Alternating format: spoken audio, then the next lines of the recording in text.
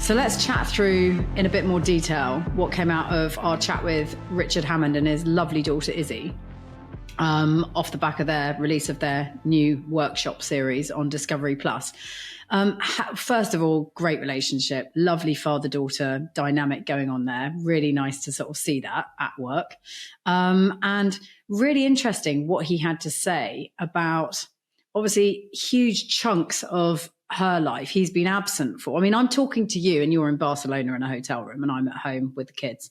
And he talked a lot about, you know, that missing out bit with children because of working and traveling and having to be away from them. And I was thinking on Monday morning when you left at sort of 4:30 in the morning or whatever godforsaken time it was, and Bellatrix sort of ran into our bed and started crying and said, "Oh, I miss daddy, I miss daddy." Now, by the way, she's absolutely fine. It's like 24 hours later and she's completely over you. But at the moment I thought, oh, this is all a bit sad and tragic. But, you know, from your perspective, I mean, I know that you're going to miss family and miss children growing up and all that sort of stuff by being away. But there was some light at the end of the tunnel, wasn't there, of what he was talking about? The fact that they have got this great relationship despite that. And obviously you have to work at that in different ways. But did that give you some comfort? I guess so.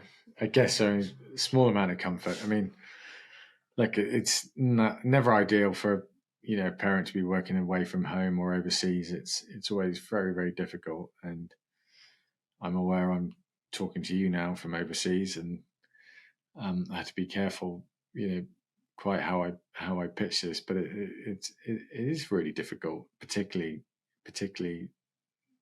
more so for the parent that's at home holding up the fort and keeping things going. And it's not taken for granted for sure. So yeah, it's difficult, and particularly when you have a tough day, and you're sort of questioning, well, do I really need to be doing this? I've got 2 young kids at home who I barely see, and it's got to be worth it. But you just have to weigh these things up and figure it out. And I think as long as you, again, being very careful what I say here, but as long as you set those expectations for the family, then everyone's aware of what's going on. Hopefully it can also be really exciting. Some great opportunities to be involved with some really cool stuff that perhaps you wouldn't get involved with otherwise. And for youngsters, to be inspired by doing something a little bit different. So yeah, it's a pros and cons and trade-offs to all these things.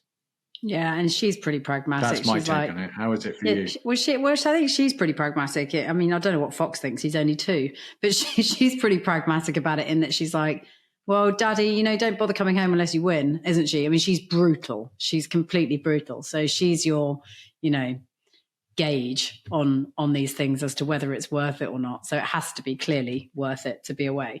On the subject of some other stuff that Richard Hammond brought up. She's quite shallow, really. She's quite shallow, really, isn't she? Hopefully not like her mother.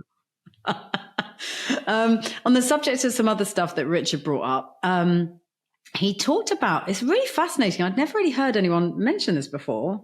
He talked about the idea of a car being this sort of, physically, it gets you to a place where, you're as a sort of, it's sort of like a caveman analogy of sort of going out and being the hunter-gatherer and everything else. And the car moves you physically. Therefore, it also has this emotional connection with you. Hence why he thinks it's a very important thing to be speaking about. I kind of like that. Did you like that? Yeah, I mean, of course, the automobile is a massive part of society in 20th, 21st century, isn't it? I mean, it's huge. So, yeah, it's part of everyday life. Where it's going to go in the next, 10, 20 years plus with electric motoring or hydrogen fuel cells, God only knows where it's going to end up. But that sense of freedom and mobility that you get is huge. Hence why the 3 of them, him, James May, and Jeremy Clarkson. Can't believe I almost forgot Jeremy Clarkson's name. Are so successful, right? They still, if you can make that emotional connection about something that everyone, needs in their lives or has in their lives, then you're on to a winner, aren't you? Yeah. And, it's amazing. It's amazing. We've got a 2-year-old boy, Fox, and he just loves his cars. We got this incredible classic car showroom down the road, Joe McCarry's in Wandsworth. And I can take it, as you know, I can take him down there on a Saturday afternoon, and he'll happily wander around there for hours on end looking at these cars. He's got absolutely no idea what they are, but he can see some kind of form of beauty or something in these things, and he's absolutely hooked on them. So he does know what they are. He recites to me every night in his big book of cars what a Ford T is, what a Bugatti is. He can point out what a Ferrari 250 is and a Fiat 500. So he knows what he's looking at. He does. And also, don't tell Joe McCarry that you're just going there to waste everyone's time, because that's not helpful. He's not going to let you in next time. Well, yeah. Maybe one day we might. You got to win a few more America's Cups first. Maybe win a few more races. But what about what Richard Hammond had to say about luck? I thought that was a good pointer. The idea that luck can shine on you, but it's what you do with it that matters most. And he was sort of saying that to Izzy, that yes, she's sort of, good fortune because she's got connections. She's got people that can help her in the industry now, if that's the route that she likes to take in broadcasting. But you've got to really, really make it happen beyond the luck piece. And then you've got to retrospectively earn it. And he was quite clear about that. I mean, I think that's something that everyone in a performance gig really, truly understands, right?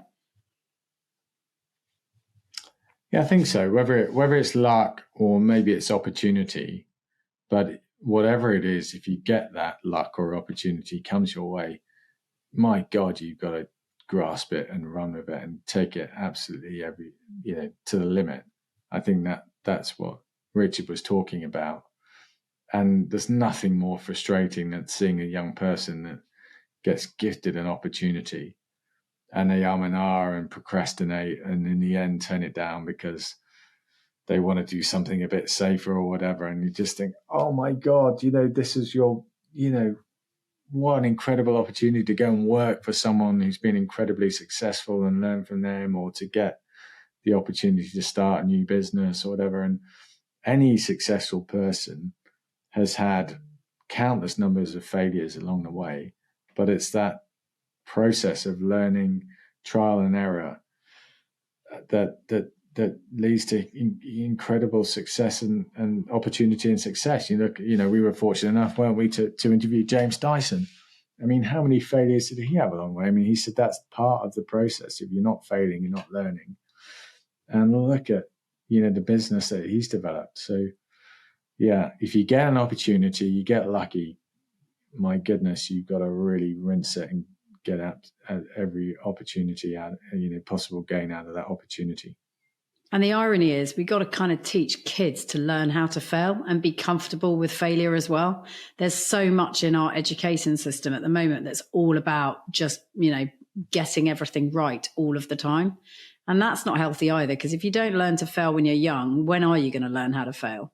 And how are you ever going to sort of, work on that as you grow up and be comfortable with that as you get older, taking risks and weighing up the risk reward piece? I think that's something that, we all need to do as parents.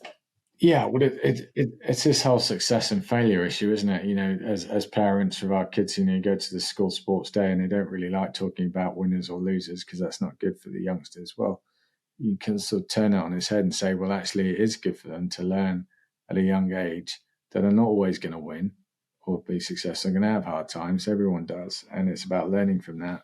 That's actually going to help you to be better in the future. And I mean, that's one of the most frustrating things that I see in modern day society is this piece about, that you can't be competitive. You got to sort of eliminate competition. I mean, that's ridiculous in my book, at least. Probably some people will be out there screaming at me down the line, but I think it's crazy. You need to show youngsters that there's a competitive world out there, but support them to learn how to compete and to accept failure, but also how to embrace success.